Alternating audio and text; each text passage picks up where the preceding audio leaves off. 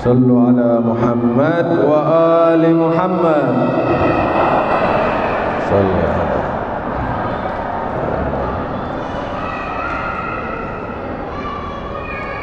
ikhwani wa akhwati, mari kita hibur hati Az-Zahra dengan suara yang penuh dengan kesedihan, suara yang penuh dengan semangat. Sallu ala Muhammad wa ali Muhammad.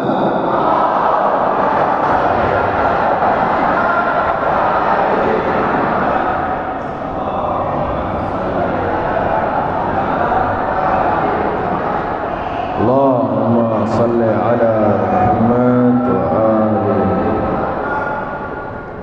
Sallallahu alayka ya Aba Abdillah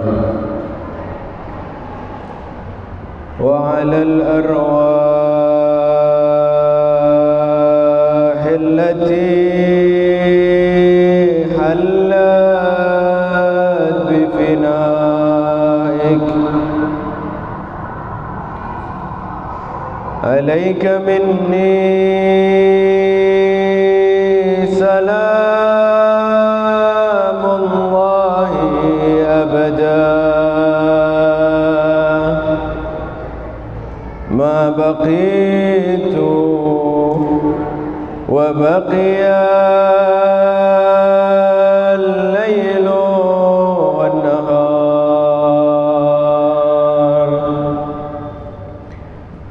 wa la ja'alahu Allah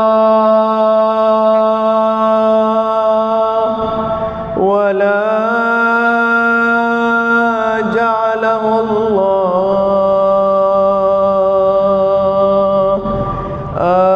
akhiral ahdi minna li ziyaratikum.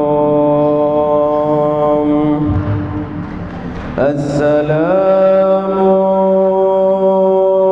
ala al-Husain wa ala Ali ibn al-Husain wa ala awlad al-Husain wa ala ashab al-Husain. Assalamu ala al-Husain wa ala Ali ibn al-Husain wa ala awlad al-Husain wa ala ashab al-Husain.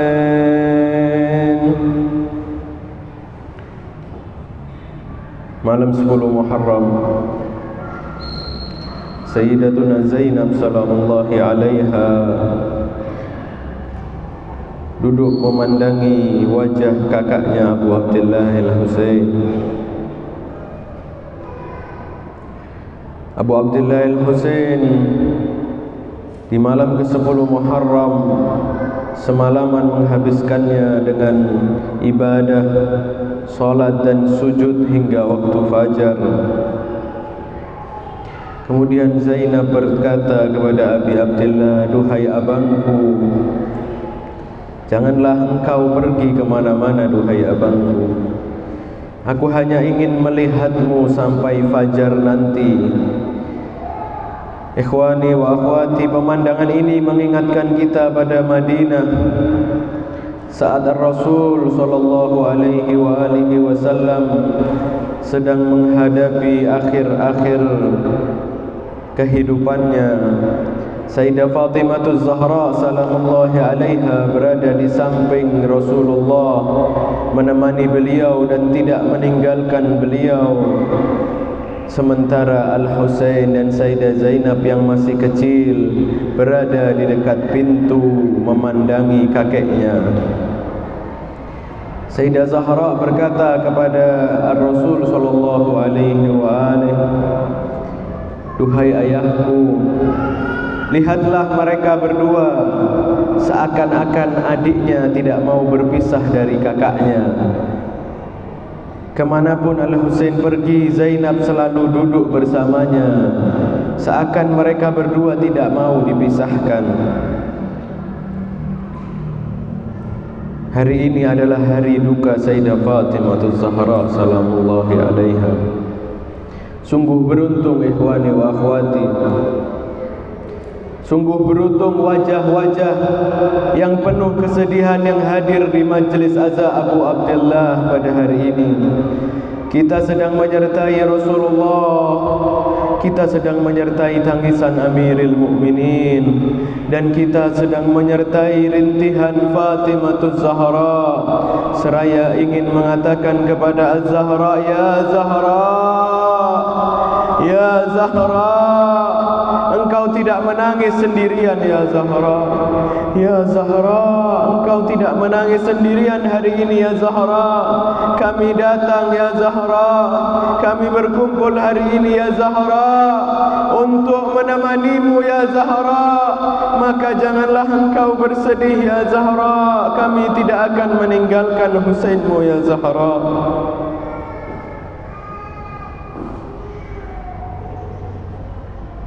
Setelah seluruh sahabat Abi Abdullah Al-Husain telah menunjukkan kesetiaannya, kini datanglah waktunya Ali Al-Akbar, syahid pertama dari keluarga Abi Abdullah Al-Husain. Ali Akbar adalah putra kecintaan Abi Abdullah Al-Husain. Ketika Ahlul Bait Nabi merasa rindu dengan Rasulullah, mereka memanggil Ali Al-Akbar. Dan kini wajah yang paling mirip dengan Rasul itu menghadap kepada ayahnya Al-Imam Al-Husain salamullahi alaihi. Tapi ayuhal ikhwah wal akhwat, di dalam riwayat diceritakan bahawa ketika Ali Al-Akbar meminta izin kepada Abi Abdullah Al-Husain, ista'zana fa'adhina. Ketika Ali Al-Akbar meminta izin, Imam Husain langsung memberinya izin tanpa menahannya terlebih dahulu. Berbeda dengan apa yang akan kita lihat ketika para sahabat meminta izin kepada Rasulullah, ketika Habib bin Mawahir meminta izin kepada Rasulullah, kepada Al-Imam Al-Husain untuk maju membelanya. Imam Husain menahannya. Imam Husain memeluknya, menahannya, seakan-akan tidak ingin memberikan izin untuk mereka maju ke medan laga. Namun ketika putra tercintanya yang maju menghadap kepada Abi Abdullah Al-Husain, ista'zana fa'adina. Ketika Ali Al-Akbar meminta izin, langsung diberikan izin oleh Abi Abdullah Al-Husain. Imam Husain tidak menangis setetes pun di hadapan Ali Al-Akbar. Imam Husain dengan tegarnya memakaikan dengan tangannya sendiri baju perang itu kepada Ali Al-Akbar. Imam berkata kepada putranya, memandangi wajahnya yang begitu mirip dengan kakeknya Rasulullah. Setelah itu Imam memakaikan pakaian perang dengan tangannya sendiri, memberinya senjata dan menyuruhnya maju untuk menyongsong syahadah. Imam berkata kepada Ali Al-Akbar, majulah, belalah agama kakekmu Rasulullah ya Ali, dan jangan engkau kembali sampai kakekmu sendiri yang memberi engkau air. Ali Al-Akbar pun tanpa rasa takut maju ke medan perang.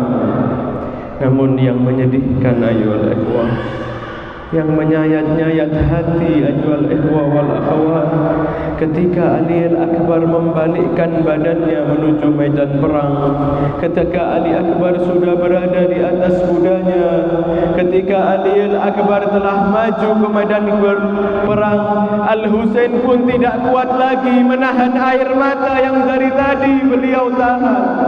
Di depan anaknya Imam Husain tidak meneteskan setetes pun. Namun ketika anaknya telah maju, Imam Husain menangis. Imam Husain kehilangan kekuatan. Imam Husain menangis dan menjerit, Allahumma syahad, ya Allah, saksikan ya Allah, Allahumma syahad, ya Allah, saksikan ya Allah. Laqad baraza ilaihim ashbahun nas khalqan wa khuluqan wa mantiqan bi rasulika Muhammad. Ya Allah, saksikan ya Allah, yang maju ini siapa ya Allah?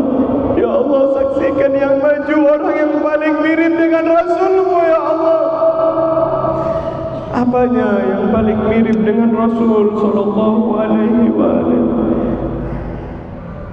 Seluruhnya ayuhal ikhwah wal akhwat. Bentuk tubuhnya, bentuk wajahnya, cara bicaranya, akhlaknya, semua paling mirip dengan Rasulullah sallallahu alaihi wasallam. Al-Imam Al-Husain menangis melihat putranya maju.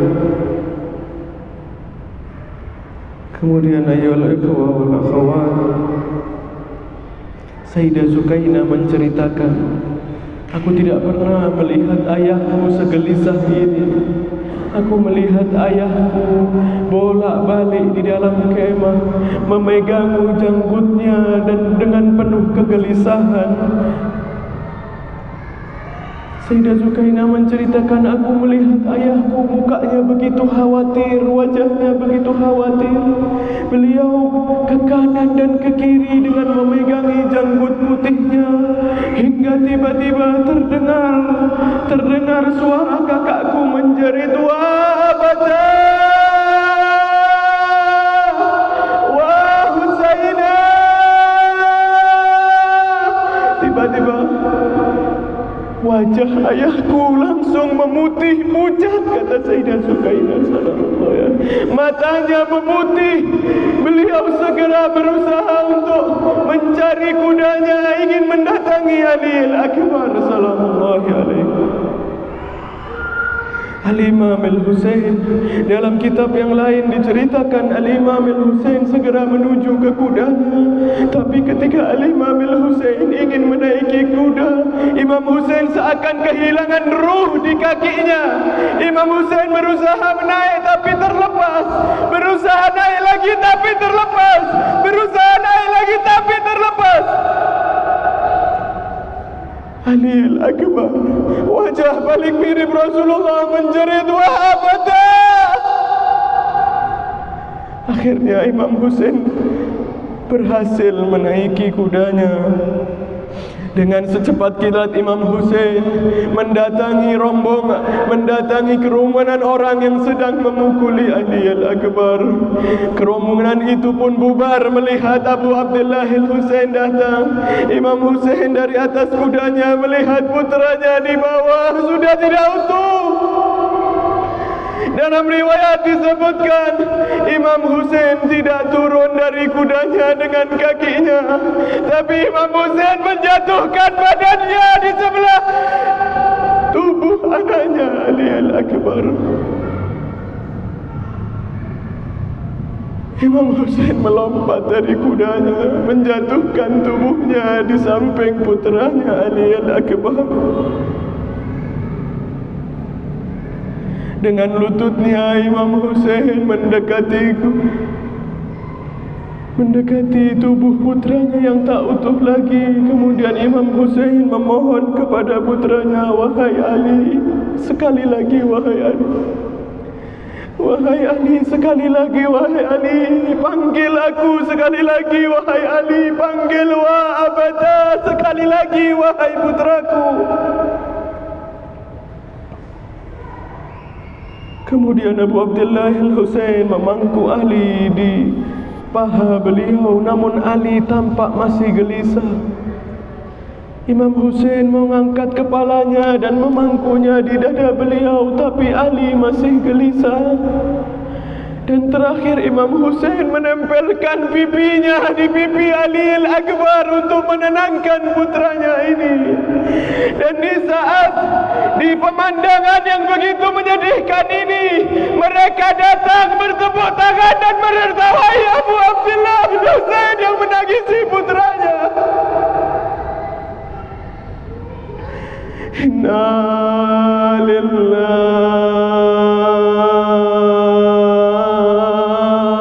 wa inna ilaihi raji'un. Inna lillahi wa inna ilaihi raji'un.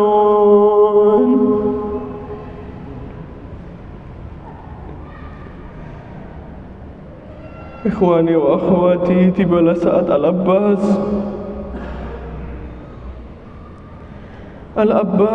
yang bertugas menjaga wanita-wanita dari awal berangkat di Madinah. Tiba saatnya Al-Abbas meminta izin untuk mencari air untuk putri-putri kecil keturunan Rasulullah. Sejak tanggal 7 Muharram persediaan air Al-Husain telah habis. Dan di tempat itu sejumlah pasukan sudah mengepung dan tidak memberi minum sedikit pun. Suhu panas yang sangat tinggi menambah rasa dahaga adik-adik Zainab dan keponakan-keponakannya. Al-Husain memanggil Al-Abbas, adikku Abbas, galilah tanah untuk mencari air. Perintah Al-Husain dengan nafas yang terengah-engah. Abbas pun melaksanakan perintah itu, namun tidak ditemukan air. Abbas, kata Abi Abdullah, pergilah ke sungai Furat dan berilah adik-adikmu itu sedikit air untuk diminum. Kemudian Abul Fadl Abbas tanpa mengulur waktu lagi, saudara seayah Al-Husain itu memacu kudanya menuju sungai Furat. Abbas dicegat oleh segerombolan pasukan Umar bin Sa'ad. Apa maksud kedatanganmu? Kata Umar bin Sa'ad. Aku hendak mengambil sedikit air untuk diminum oleh para wanita dan anak-anak kecil yang kehausan, jawab Al-Abbas. Oh, takkan kami izinkan, kata mereka. Dan mereka pun menyerbu Abul Fadl Abbas, dan Abbas pun menyongsong mereka dengan pedangnya. Pertempuran seru itu pun meletus. Ia berhasil mengurangi jumlah mereka dan mendekati bibir sungai Furat. Al-Abbas meningkatkan perlawanannya dan mengusir gerombolan itu sesaat. Ia segera turun dari kudanya dan merapat ke permukaan sungai. Usai mengisi girbah, Al-Abbas berniat menciduk air yang mengalir di hadapan matanya itu dengan kedua tangannya. Tapi tiba-tiba matanya melihat bayangan Abu Abdullah Al-Husain.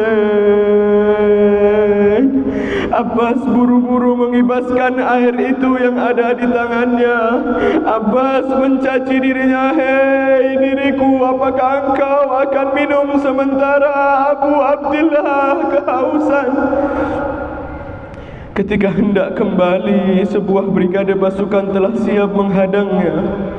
Abul Fadl Abbas mengikat girbahnya lebih kencang lagi. Beliau pun segera mencabut pedang ke atas.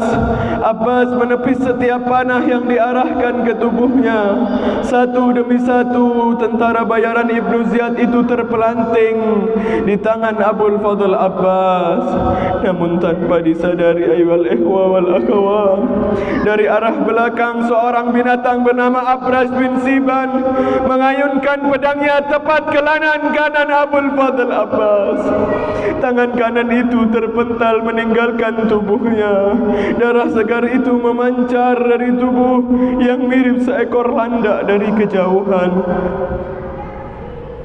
Abbas mengadakan perlawanan dengan tangan kirinya sambil bersyair membuktikan kebulatannya untuk membela Imam Husain.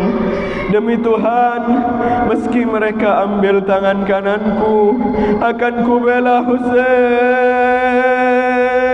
dengan tangan kiriku. Apa arti sepotong tangan untuk agama kakekku? Kan ku hadiahkan nyawa dan semangat keberanianku. Abbas terus bertempur di tengah derasnya anak panah. Tak satu pun tarian pedang Al-Abbas yang sia-sia. Kuda-kuda berlalian melemparkan setiap penunggangnya. Namun tiba-tiba dari arah belakang sebuah ayunan kencang mengenai bahu kanan Al-Abbas. Ia pun mengerang. Pria berwajah tampan ini kehilangan kegesitannya. Abul Fadl Abbas masih berada di atas punggung kudanya dan bertekad untuk menerjang barisan musuh demi menyerahkan air kepada anak-anak Abi Abdillah al-Husain. Tiba-tiba terdengar teriakan, "Hei keparat kalian, hentikan geraknya dengan panah-panah dan tombak kalian!" teriak Umar bin Sa'ad. Abbas pun berusaha menepis hujan panah yang menyerbunya dengan tangan kirinya. Namun tiba-tiba dari arah belakang Abdullah bin Yazid Ash-Shibani mengayunkan pedangnya secepat kilat. Tangan Al-Abbas sebelah kiri pun terpental dari tubuhnya. Al-Abbas nyaris kehilangan keseimbangannya. Namun Abul Fadl Abbas tak peduli dengan dua tangannya yang telah tiada. Abul Fadl Abbas hanya memikirkan girbah yang terkalung di dadanya. Dengan sisa kekuatannya, Abul Fadl Abbas berusaha menerobos kepungan lawan. Kedua tangan yang telah terpisah tidak mengurangi semangatnya untuk memberi minum putri-putri Al-Husain. Bangkai-bangkai yang berserakan telah mengganggu gerak-gerik kudanya. Dan dalam suasana panik itulah sekonyong-konyong benda tumpul membentur wajah putra Ali bin Abi Thalib itu. Saat itu pula kepalanya merekah dan menyemburkan darah. Ia terhuyung-huyung dan kemudian jatuh di antara kaki-kaki kuda. Ayyuhal ikhwa wal akhwat, bayangkan apa yang terjadi kepada seseorang yang jatuh tanpa kedua tangan. Ayyuhal ikhwa wal akhwat, dengan apa dia menahan jatuhnya? Dengan apa dia menutupi wajahnya? Ia jatuh tanpa kedua tangan. Hatinya hancur. Ayyuhal ikhwa wal akhwat, hatinya hancur, berputus asa, tak bisa mengantarkan girbah ke tenda putri-putri Al-Husain. Lalu dengan sisa suaranya Abbas memanggil, "Ya akhi,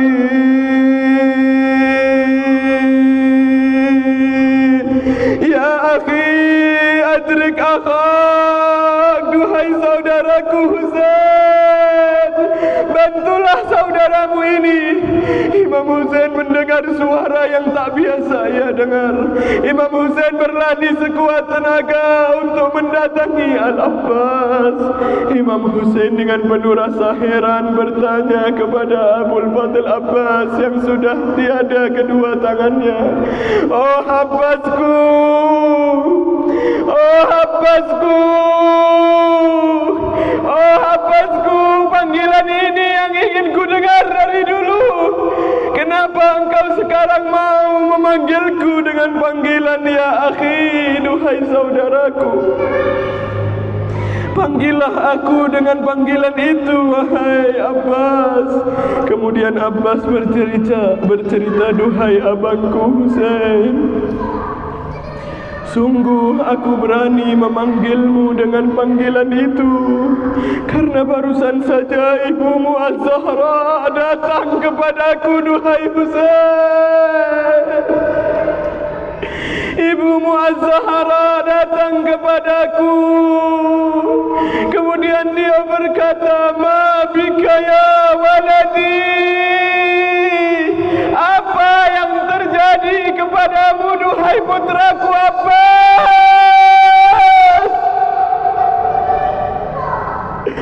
Aku dipanggil waladi, aku dipanggil anak oleh ibumu, dan karenanya aku akan memanggilmu dengan panggilan akhi. Imam Hussein tak kuasa melihat pembela terakhirnya sudah di ujung nyawanya. Lalu Abu Abdullah Al-Husain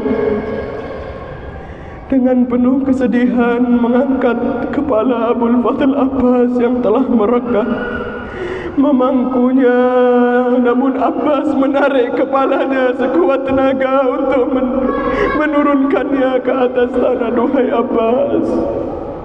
Imam Hussein mengangkatnya lagi ke pangkuannya, namun Abul Fadl Abbas dengan sisa tenaganya menurunkan kepalanya lagi. Duhai Abbas, kenapa engkau tidak mau di atas pangkuanku, duhai Abbas? Kata Abul Fadl Abbas, Sayyidi ya Hussein, sekarang engkau memangkuku ya Hussein, nanti siapa yang memangkumu ya Hussein?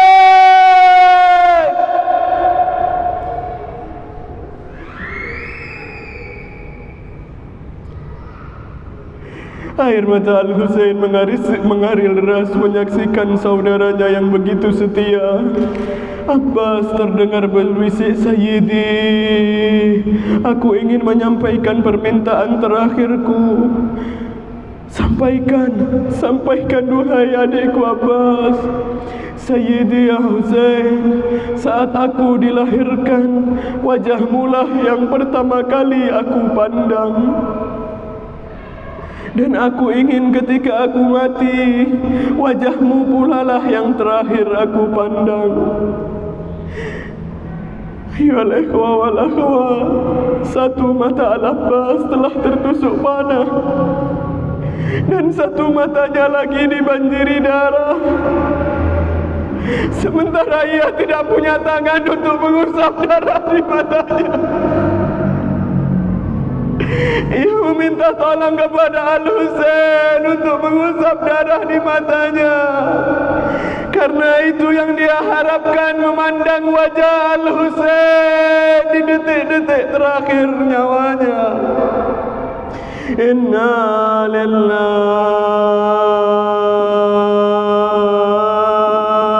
wa inna ilaihi raji'un.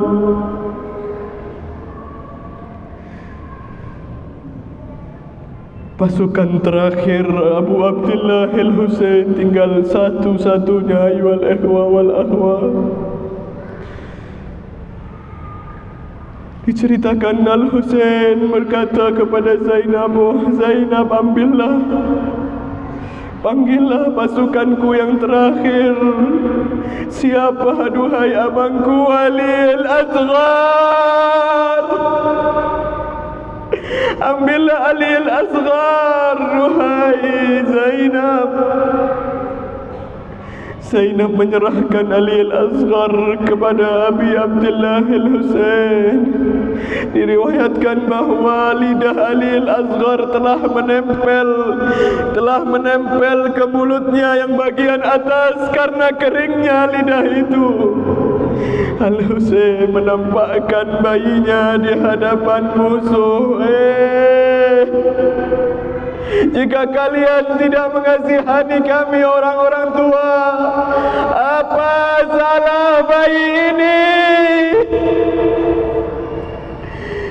Cucu Rasulullah menyerahkan bayinya, apa salah bayi ini? Berikanlah ia setetes air. Namun tak disangka ikhwan, Harmalah melesatkan anak panahnya tepat di leher bayi mungil ini. Anak panah itu masuk dan menembus dan keluar dari sisi yang satunya. Mereka tidak mengasihani sedikit pun, ya ikhwa wal akhwat. Inna lillahi wa inna ilaihi raji'un. Dan kini tiba saatnya ayol ikhwa wal akhwat, puncak musibah. Dan inilah puncak musibah ayol ikhwa wal akhwat, ketika Abu Abdillah Al-Husain berdiri seorang diri. Hal min nazirin yanzuruni labbaika ya Husain, labbaika ya Husain, labbaika ya Husain.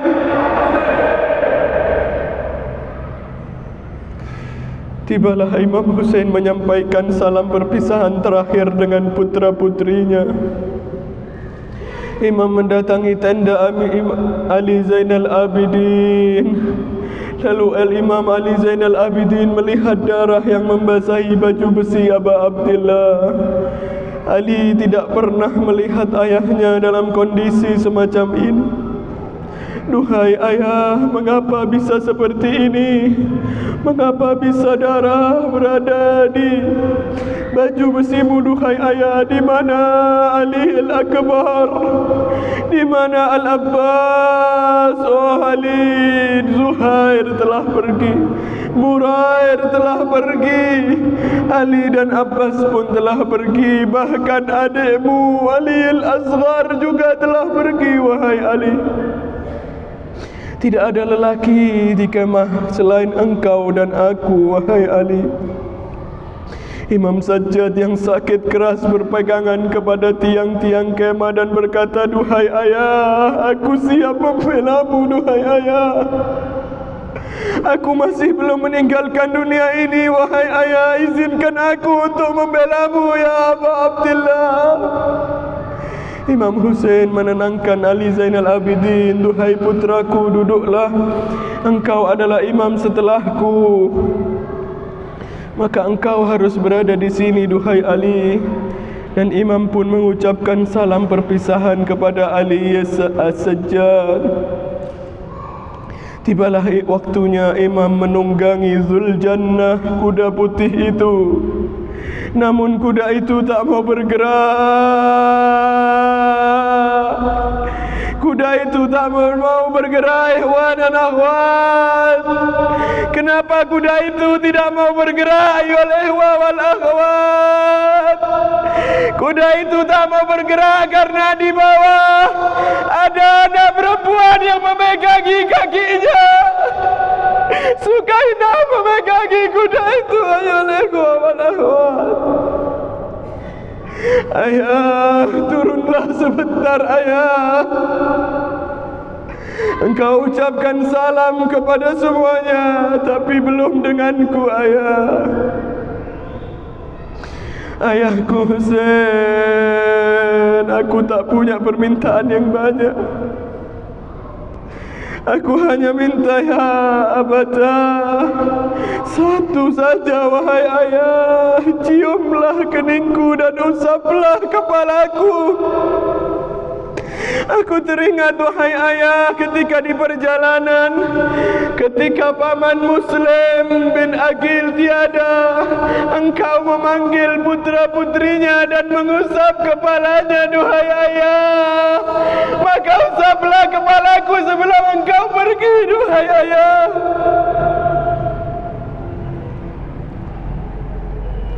Ayah, usaplah kepalaku, karena sebentar lagi aku akan menjadi yatim sepeninggalmu. Wahai ayah, setelah aku yatim, siapa yang mengusap kepalaku nanti? Sa'adallahu qalbaki ya Zahra. Tatkala Abu Abdillah Al-Husain telah berpamitan dengan Sukainah, ketika Abu Abdillah ingin menunggang kudanya, terdengar satu jeritan lagi keluar dari kemah. Siapa ikhwan dan akhwat Zainab berlari, ya Husain? Ketika Zainab menangis di hadapan Al-Husain, suara tertawa musuh makin terdengar semakin keras. Maka bantulah tangisan Zainab, wahai pecinta Zainab ya Husain. Wahai kakakku, berhentilah sejenak agar aku dapat mencium wajah dan lehermu, di mana kakekku Muhammad sering menciummu ya Aba Abdullah. Wahai abangku, ada satu hal yang ingin aku sampaikan. Dulu ibuku Zahra pernah berkata kepadaku, jika abangmu Husain akan maju, ciumlah lehernya sebagai ganti dariku. Wahai putriku Zainab, ciumlah lehernya sebagai ganti dariku. Mendengar wasiat Az-Zahra, Imam turun dari kudanya. Air mata berlinang, pemandangan yang menyedihkan. Kemudian Abu Abdullah memeluk Zainab dan keduanya pun menangis terseduh-seduh. Kemudian Zainab berbalik ke arah kiblat. Beliau mengucapkan salam kepada ibundanya. Assalamu alayki ya ummah. Laqad addaitul amanah. Aku telah sampaikan pesanmu wahai ibuku Zahra.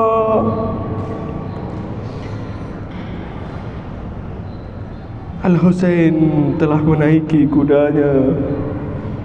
Beliau pun maju menerjang musuh yang umat kakeknya sendiri.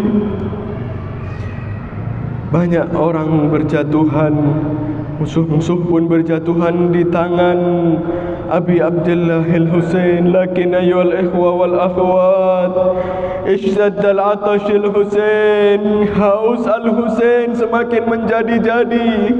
Haus Abi Abdullah Al-Husain semakin mencekik. Al-Husain pun meneruskan pertarungannya, sementara para wanita melihatnya dari jauh. Oh, sungguh dahaga telah mencekik Abu Abdullah dan membuatnya semakin lemah. Maka Al-Imam Al-Husain berhenti sejenak untuk beristirahat. Al-Husain hendak beristirahat sejenak di tengah medan laga. Namun ketika Abi Abdullah Al-Husain berhenti, tiba-tiba seorang yang bernama Abul Hutuf melemparkan batu tepat mengenai dahi Abi Abdullah Al-Husain. Abu Abdullah mengangkat sorbannya untuk mengusap darah yang membasahi wajahnya. Dalam ziarah An-Nahiyah Muqaddasah, Sahib al-Asri wal Zaman memanggil Abu Abdullah Al-Husain dengan panggilan Assalamu ala Syaibil Khatib. Dalam kondisi seperti ini, seorang harmalah yang telah memanah Ali Al-Akbar dan Ali Al-Asghar, ia melepaskan anak panah bercabang 3 tepat mengenai dada Abu Abdullah Al-Husain. Salam atasmu duhai Abu Abdullah. Dan di saat-saat semacam itu Abu Abdullah mengucapkan Bismillah wa billah wa ala millati Rasulillah. Saat itu engkau melayangkan pandangan matamu ke arah kemah para wanita Ahlul Bait. Umar bin Sa'ad berteriak, kepunglah dia dari setiap penjuru. Lalu mereka membentuk formasi untuk membunuh Abu Abdullah Al-Husain. Firqatun bisuyuf, satu kelompok dengan pedang mereka mencabi-cabi Abu Abdullah Al-Husain. Wa firqatun birrimah, dan satu kelompok dengan tombaknya. Wa firqatun bisaham, satu kelompok dengan panahnya. Mereka berebut menyerang Abu Abdullah Al-Husain. Namun demi Allah ya ikhwah wal akhwat, tubuh ini telah dipenuhi dengan panah dan tombak. Tapi yang paling mengiris hati ayyuhal ikhwah wal akhwat, di tengah serangan musuh yang bertubi-tubi, Abi Abdullah Al-Husain berusaha mengumpulkan pasir dan menjadikannya bantal agar kepalanya mampu agak tinggi untuk melihat kamar Zainab. Imam Ali Zainal Abidin melihat bibinya dan berkata, "Duhai bibiku, bantu aku untuk berdiri." "Ada apa duhai keponakanku Ali? La haula wala quwwata illa billah." "Apa yang terjadi duhai Ali? Ayahku telah terjatuh dari kudanya."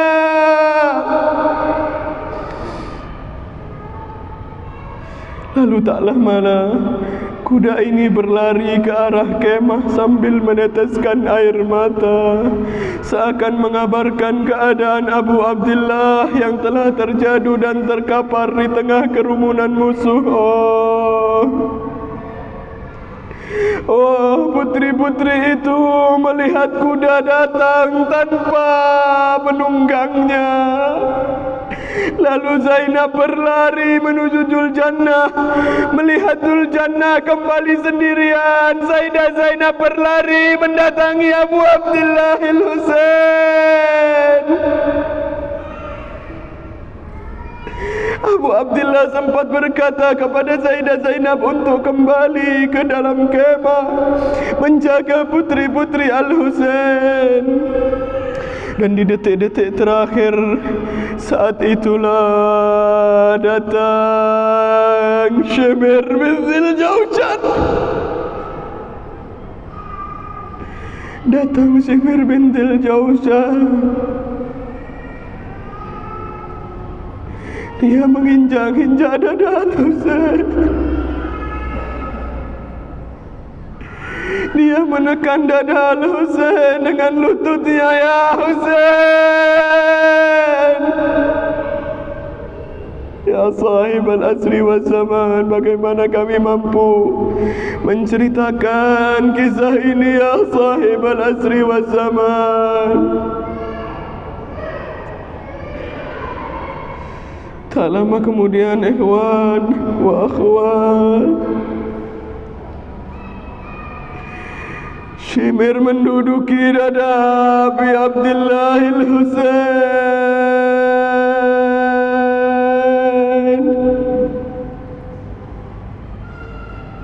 Tahukah engkau wahai para pecinta Al-Husain, Al-Husain semakin dekat dengan ajalnya. Kebahagiaan dari wajah Al-Husain semakin terpancar.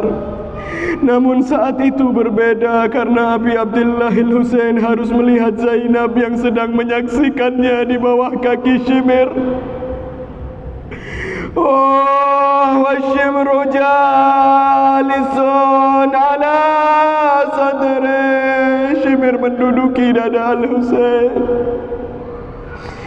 Shimir menduduki dada Al-Husain, berusaha memenggal Al-Husain dari bagian depan namun tak mampu. Kenapa ayyuhal ikhwah wal akhwat? Leher yang dicium Rasulullah. Saat Shimir berada di atas dada Al-Husain, Iman bertanya, "Siapa engkau?" "Aku adalah Shimir." "Ya Shimir, apakah engkau mengenalku?" "Duhai Shimir, ya aku mengenalmu. Engkau adalah putra Fatimah. Engkau adalah Husain, putra Rasulullah. Ayahmu adalah pembawa cawan di Telaga Kausar. Sekarang di mana dia? Sekarang di mana ayahmu yang membawa cawan di Telaga Kausar itu? Di mana dia membiarkanmu kehausan?" Wa qala Abu Abdullah, "Sadaqa jaddi Rasulillah." Sungguh benar kata kakekku Rasulullah. Sungguh benar apa yang dikatakan kakekmu, kata Shimir. Benar kata kakekku Rasulullah, kamulah orang yang akan membunuhku. Imam Husain kemudian mengucapkan ciri-ciri buruk yang diucapkan Rasulullah tentang wajah yang akan membunuhnya. Setelah mendengarnya, Shimr bin Al-Jausan berkata, "Hai Husain, aku akan membuatmu tidak melihatku lagi." Kemudian Shimr membalikkan tubuh Abu Abdillah dan memenggalnya dari belakang. Wah Husainah. Al-Imam Ali Ar-Ridha menceritakan saat Shimr memukulkan belatinya, ia tidak berhasil. Satu kali pukulan tidak berhasil, dua kali pukulan tidak berhasil, dan Imam Ridha menceritakan Shimr memukul leher kakekku Husain dengan 12 pukulan. Wah Husainah. Inna lillahi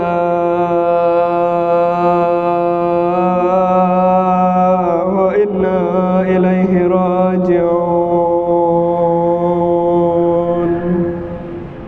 Semoga tangisan kita menjadi penghibur bagi hati Az-Zahra, menjadi penghibur bagi hati Zainab, dan menjadi alasan Abu Abdullah Al-Husain mendatangi kita di detik-detik terakhir kehidupan kita. Sallu ala Muhammad wa ali Muhammad.